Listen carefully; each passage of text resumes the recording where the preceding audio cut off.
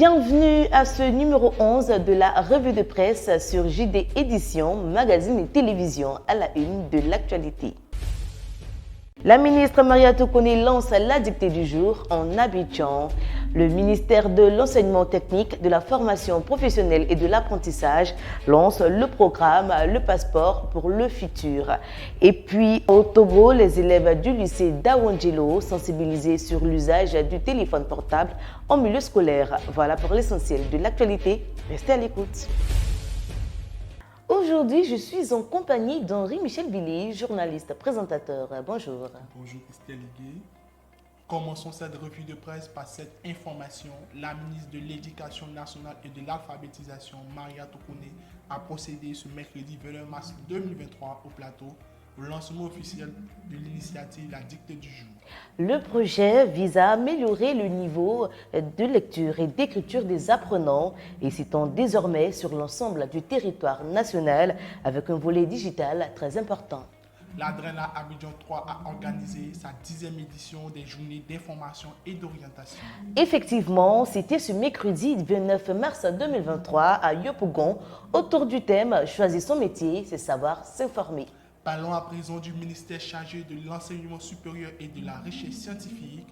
Impayés du BTS 2019 et 2020, suppression de certaines matières, l'Union des syndicats du secteur privé s'exprime.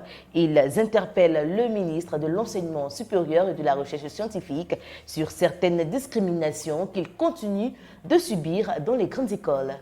Enseignement supérieur, 70% des travaux de l'université de Bandoukou réalisés.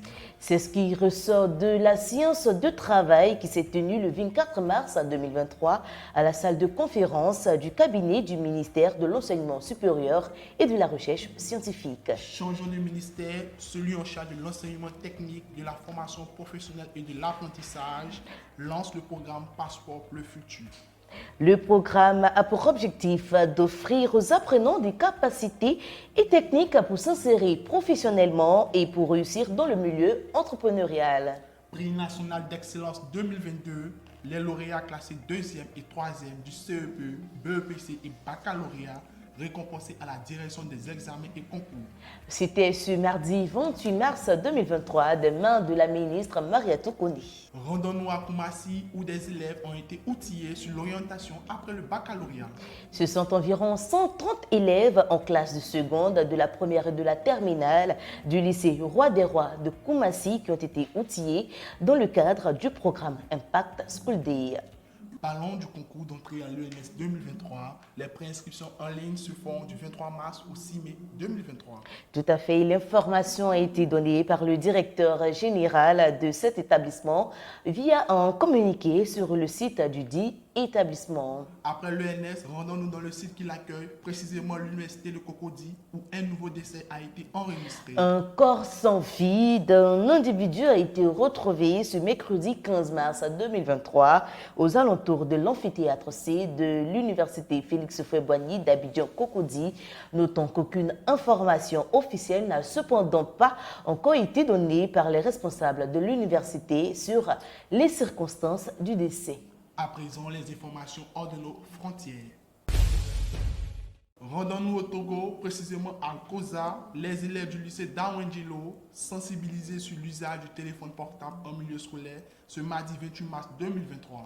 Cette sensibilisation est une initiative de la Commission nationale des droits de l'homme, section CARA, pour conscientiser les apprenants sur les impacts négatifs de l'usage du téléphone portable en milieu scolaire. La revue de presse pour aujourd'hui est terminée. Christelle Higuet, j'ai été ravi d'être en votre compagnie. Ravi de partager, chers téléspectateurs, pour tous les détails et autres informations sur l'actualité éducative nationale et internationale. Visitez notre site internet www.jdéditionmagazine.tv. Avant de se quitter, je vous présente le magazine numéro 2 de JD Édition, magazine et télévision. Il est désormais disponible sur notre site internet, dans les points de vente et dans les différents ministères de l'enseignement. Merci à tous de votre attention.